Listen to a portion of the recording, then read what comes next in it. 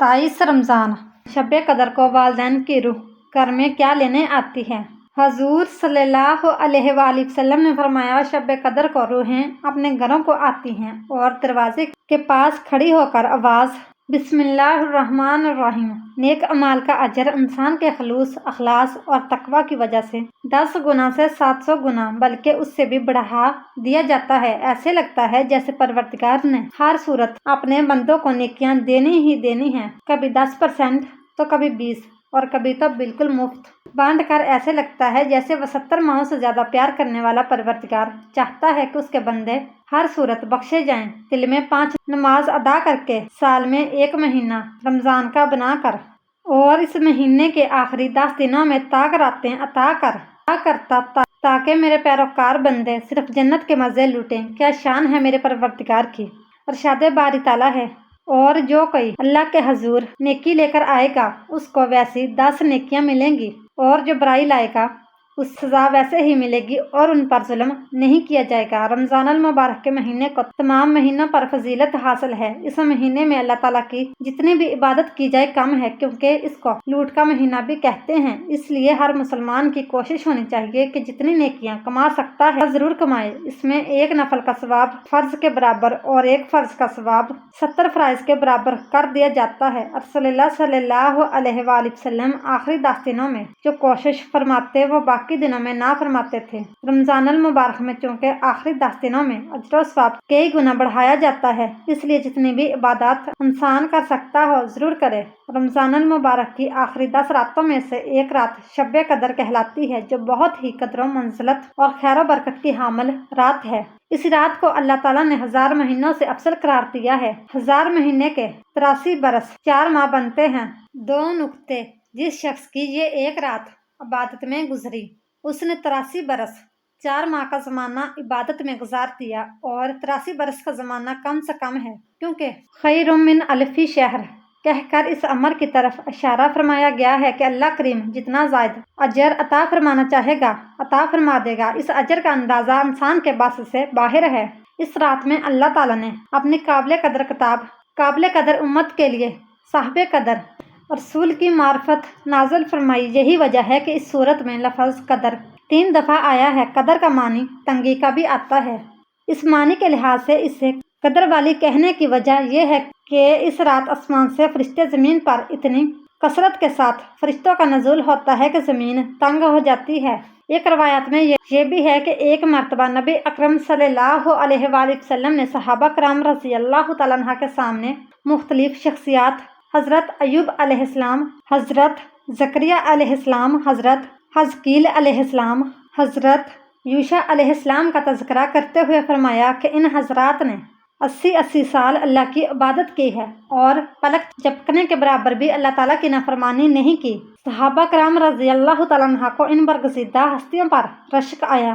امام قرطبی رحمۃ اللہ علیہ لکھتے ہیں کہ اسی وقت جبرائیل علیہ السلام آپ صلی اللہ علیہ وآلہ وسلم کی بارگاہ اقدس میں حاضر ہوئے اور عرض کیا، سابقہ امتوں کا عابد وہ شخص ہوتا ہے جو 1000 ماہ تک اللہ تعالیٰ کی عبادت کرتا ہے، لیکن اس کے مقابلے میں اللہ تعالیٰ نے اس امت کے افراد کو یہ شب قدر عطا کر دی جس کی عبادت اس 1000 ماہ سے بہتر قرار دی گئی۔ گویا یہ عظیم نعمت بھی سرکار دو جہاں صلی اللہ علیہ وآلہ وسلم کی غلامی کے صدقے میں امت کو نصیب ہوئی۔ کتنے خوش قسمت ہیں ہم کہ وہ پاک ذات بے مثل وسیلہ بنا کر اپنے بندوں کو ہر صورت بخشنا چاہتی ہے۔ بے شک میرا پروردگار نہایت رحمان اور رحیم ہے۔ ترجمہ یعنی اے اللہ تو معاف فرمانے والا ہے، معاف کرنا تجھے پسند ہے، تو مجھے معاف فرما دے۔ رمضان وہ مہینہ ہے جس کی راتیں روح پرور اور سرور انگیز ہوتی ہیں۔ دن بھر اللہ کی رضا کی خاطر بھوک پیاس برداشت کرنے کے بعد رب کے حضور کھڑے ہونا اور رکوع سجود میں مصروف رہنا بڑی سعادت کی بات ہے۔ ماہ سیام میں راتوں کی عبادت، تراویح اور قیام اللیل کا بہت اجر ہے، اور ایک مسلمان کی خوش قسمتی ہے کہ یہ موقع اس کی زندگی میں بار بار آئے۔ رمضان المبارک کی راتوں میں قیام اور تلاوت قرآن کریم مغفرت کا ذریعہ ہے۔ رمضان المبارک کا پہلا عشرہ رحمت ہے جو گزر گیا، دوسرا عشرہ مغفرت بھی گزرنے کو ہے، اور تیسرے عشرے کی آمد ہے جو جہنم سے نجات کا ہے۔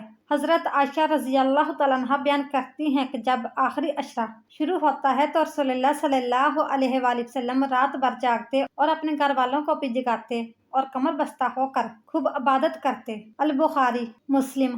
حضرت عائشہ رضی اللہ تعالیٰ عنہا سے یہ بھی روایت ہے، حضور پاک صلی اللہ علیہ وآلہ وسلم عبادات میں جتنی محنت آخری عشرے میں کرتے اتنی کبھی نہیں کرتے۔ مسلم۔ رمضان کی آخری 10 راتیں اس اعتبار سے خاص طور پر اہم ہے کہ ان میں لیلۃ القدر کی عظیم الشان رات بھی پوشیدہ ہے، جسے اللہ تعالیٰ نے 1000 مہینوں سے زیادہ افضل قرار دیا ہے۔ حدیث پاک صلی اللہ علیہ وآلہ وسلم ہے، جس نے لیلۃ القدر میں قیام کیا اس کے پچھلے تمام گناہ معاف کر دیے جائیں گے، لیکن عموماً دیکھا گیا ہے کہ رمضان کے ابتدائی دنوں میں تو بہت اچھی نیت، ارادے اور خشوع و خضوع سے عبادت کی جاتی ہے، لیکن آخری عشرہ آتے آتے یہ جذبہ ماند پڑ جاتا ہے۔ اس کی ایک بڑی وجہ عید کی خریداری بھی ہے۔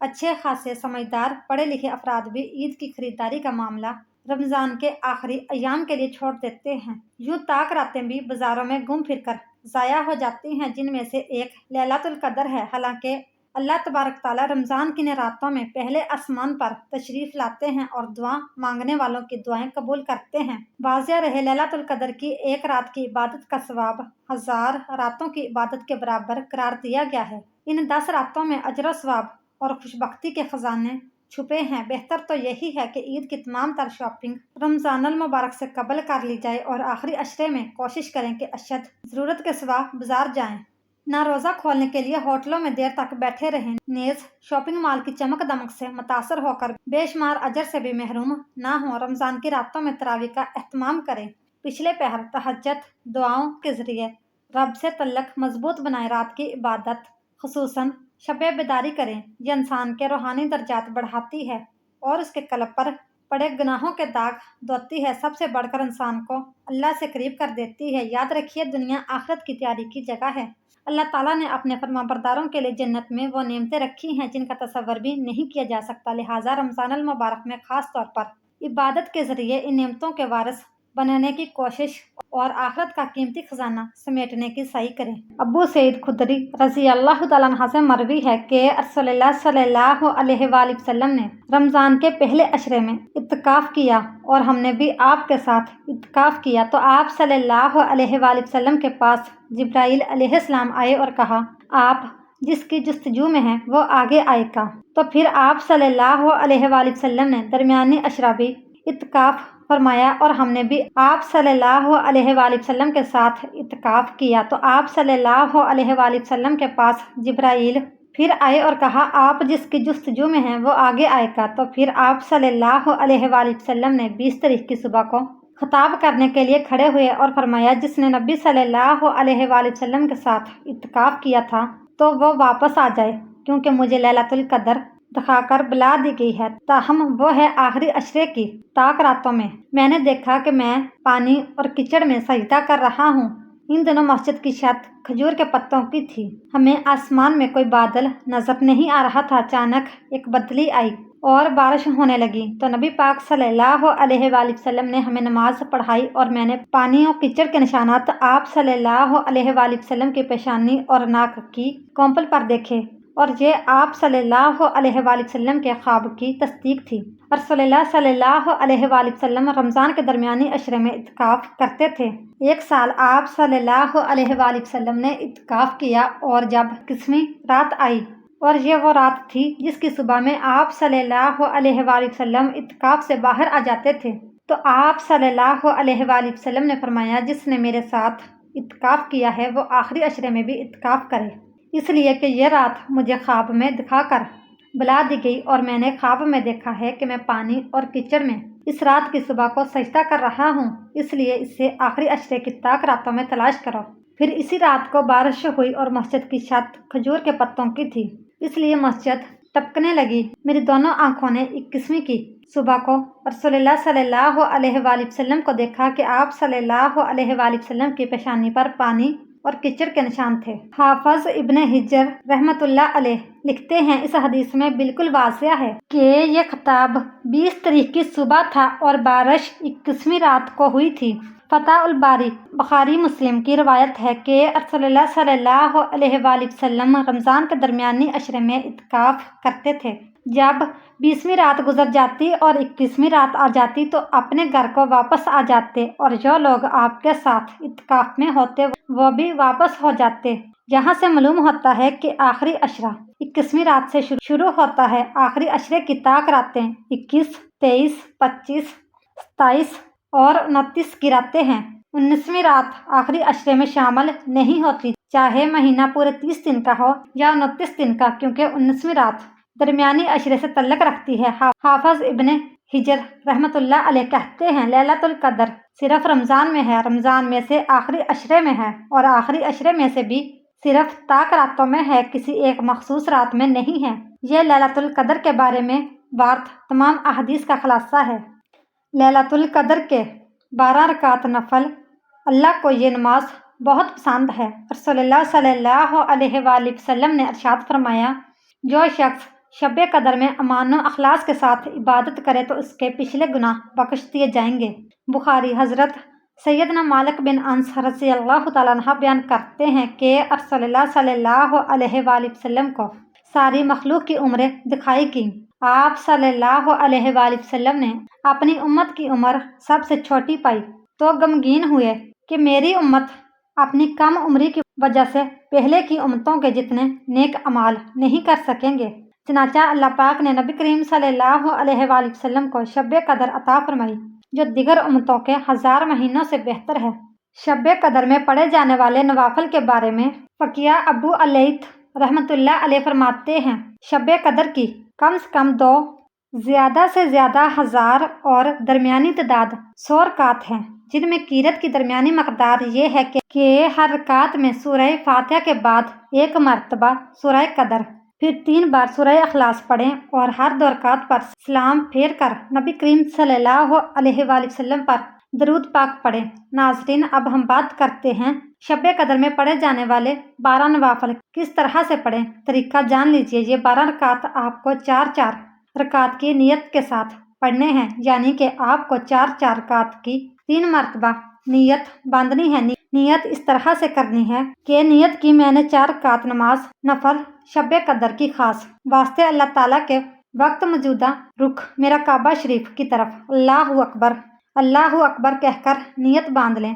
ثنا پڑھیں، اعوذ باللہ، بسم اللہ پڑھیں، 1 مرتبہ سورۃ فاتحہ، 1 مرتبہ سورۃ القدر، 15 مرتبہ سورۃ اخلاص پڑھیں، پھر رکوع اور سجدے کے ساتھ عام نماز کی طرح مکمل کریں اور اللہ اکبر کے ساتھ دوسری رکعت کے لیے کھڑے ہو جائیں۔ یاد رکھیے گا کہ دوسری، تیسری اور چوتھی تینوں رکعتوں میں آپ سورہ فاتحہ کے بعد سورہ قدر 1 مرتبہ پڑھیں اور سورہ اخلاص 15 مرتبہ پڑھیں۔ دوسری رکعت کے بعد آپ قاعدے میں بیٹھ کر التحیات ضرور پڑھیں۔ جب آپ چوتھی رکعت کے رکوع اور سجدے مکمل کر لیں تو قاعدے میں بیٹھ جائیں اور التحیات اور درود ابراہیمی پڑھیں اور سلام پھیر کر اپنی نماز مکمل کر لیں۔ یہ آپ کی 4 رکعت نماز مکمل ہو جاتی ہے۔ پھر اس کے بعد نماز کی جگہ پر بیٹھ کر آپ 11 مرتبہ یہ دعا پڑھیں، اللہم انک عفو کریم تحب العفو فاعف عنی۔ ترجمہ، اے اللہ، بے شک تو معاف فرمانے والا، کرم کرنے والا ہے، تو معاف کرنے کو پسند فرماتا ہے، تو میرے گناہوں کو بھی معاف فرما دے۔ ترمذی۔ اسی طرح آپ بچی ہوئی 8 رکعت بھی 4 رکعت کی نیت سے مکمل کر لیں اور آپ کی 12 رکعت نماز مکمل ہو جائے گی۔ ناظرین، اس کے علاوہ بھی بہت سی نمازیں ہیں جو ہم شب قدر میں پڑھ سکتے ہیں، جن میں سے چند ملاحظہ فرمائیں۔ 2 رکعت نماز خاص شب قدر، اس کی نیت اس طرح سے کریں گے کہ میں نے نیت کی 2 رکعت نماز خاص شب قدر واسطے اللہ تعالیٰ کے وقت موجودہ رخ میرا کعبہ شریف کی طرف اللہ اکبر۔ نیت کے ہر رکعت میں آپ سورۃ فاتحہ کے بعد سورۃ علق اور سورۃ قدر 3 مرتبہ پڑھیں گے اور سورۃ اخلاص 27 مرتبہ پڑھیں گے۔ ہر رکعت میں آپ کو اسی طرح سے پڑھنا ہے اور آپ کو 2 رکعت نماز مکمل کر لینی ہے۔ رکوع، سجدے عام نماز کی طرح مکمل کرنی ہے۔ اسی طرح سے آپ کی 2 رکعت نماز بھی مکمل ہو جائے گی۔ اس کے بعد آپ 2 یا 4 رکعت نماز صلاۃ الحاجت بھی پڑھ سکتے ہیں۔ اگر آج کی رات میں آپ کی کوئی خاص خواہش، کوئی حاجت ہے، کوئی دعا ایسی ہے جو آپ اللہ تعالیٰ سے مانگنا چاہتے ہو تو اسے مانگنے سے پہلے یہ 2 رکعت نماز صلاۃ الحاجت کی پڑھ کر رو رو کر گڑ گڑا کر اللہ سے آپ دعا مانگیں گے، انشاءاللہ تعالیٰ آپ کی دعا ضرور قبول ہوگی۔ جب کسی کو کوئی حاجت درپیش ہو تو 2 یا 4 رکعت نفل بعد نماز عشاء پڑھے۔ حدیث میں ہے پہلی رکعت میں سورۃ الفاتحہ اور 3 بار آیت الکرسی پڑھے اور باقی 3 رکعتوں میں سورۃ فاتحہ اور سورۃ اخلاص، سورۃ فلق، سورۃ ناس ایک بار پڑھے تو یہ ایسی ہیں جیسے شب قدر میں 4 رکعتیں پڑھی۔ پھر اپنی حاجت کا سوال کرے، انشاءاللہ تعالیٰ اس کی حاجت روا ہوگی۔ مشائخ کرام فرماتے ہیں ہم نے یہ نماز پڑھی اور ہماری حاجتیں پوری ہوئیں۔ اس کے بعد 4 رکعت نماز صلاۃ التسبیح کی۔ صلاۃ التسبیح 4 رکعت نماز ہوتی ہے۔ یہ نماز رسول اللہ صلی اللہ علیہ وآلہ وسلم نے اپنے چاچا حضرت عباس رضی اللہ تعالیٰ عنہ کو بطور تحفہ عطیہ کے ساتھ سکھائی۔ اس کی فضیلت یہ ارشاد فرمائی کہ اس کے پڑھنے سے سارے گناہ چھوٹے بڑے معاف ہو جاتے ہیں۔ اس نماز کے پڑھنے کا طریقہ یہ ہے کہ 4 رکعت صلاۃ التسبیح کی نیت باندھ کر پہلی رکعت میں کھڑے ہو کر ثنا، تعوذ، تسمیہ، سورہ فاتحہ اور کوئی سورت پڑھنے کے بعد رکوع میں جانے سے پہلے 15 مرتبہ یہ تسبیح پڑھیں، سبحان اللہ والحمد للہ ولا الہ الا اللہ واللہ اکبر۔ پھر رکوع میں سبحان ربی العظیم کے بعد 10 مرتبہ یہ تسبیح پڑھیں۔ پھر قوما میں سمی اللہ لمن حمدہ ربنا لک الحمد کے بعد 10 مرتبہ تسبیح پڑھیں۔ پھر پہلے سجدے میں سبحان ربی الاعلیٰ کے بعد 10 مرتبہ پڑھیں۔ پھر پہلے سجدے سے اٹھ کر جلسہ میں 10 مرتبہ، پھر دوسرے سجدے میں سبحان ربی الاعلیٰ کے بعد 10 مرتبہ تسبیح پڑھیں۔ پھر دوسرے سجدے سے اٹھتے ہوئے اللہ اکبر کہہ کر بیٹھ جائیں اور 10 مرتبہ تسبیح پڑھیں۔ پھر بغیر اللہ اکبر کہے دوسری رکعت کے لیے کھڑے ہو جائیں۔ پھر اسی طرح دوسری، تیسری اور چوتھی رکعت مکمل کریں۔ دوسری اور چوتھی رکعت کے قعدہ میں پہلے 10 مرتبہ تسبیح پڑھیں اور پھر التحیات پڑھیں۔ اسی طرح ترتیب سے چاروں رکعت میں تسبیح پڑھیں۔ اسی طرح 4 رکعت میں کل تسبیحات 300 مرتبہ ہو جائیں گی۔ اس کے بعد آپ قضائے عمری نماز بھی پڑھیں۔ ناظرین، وہ نمازیں جو ہم سے پچھلے وقت میں چھوٹ چکی ہیں انہیں بولتے ہیں قضائے عمری نماز، اور یہ نماز ادا کرنا بے حد ہی ضروری ہے، کیونکہ یہ جو نمازیں ہیں جو ہم نے اپنی زندگی میں قضا کی ہوئی، آپ بھلے ہی نفل نماز نہ پڑھیں اور اپنی قضائے عمری ان راتوں میں ضرور پڑھیں، کیونکہ اس کا بہت ہی زیادہ ثواب ہے۔ پہلے تو بہت اچھی طرح غور کر لیں کہ میرے ذمہ کس قدر نماز قضا ہیں اور ایک کاپی پر ان کو الگ الگ لکھ لیں اور عشاء کے ساتھ وتر کو بھی شامل کر لیں۔ مجموعی اعتبار سے جس قدر واجب الادا نمازیں ہوں ان کو ادا کرنا شروع کریں۔ مثلاً اسی طرح نیت کریں کہ میرے ذمہ قضا نمازوں میں جو سب سے پہلی نماز فجر ہے اس کو ادا کرتا ہوں۔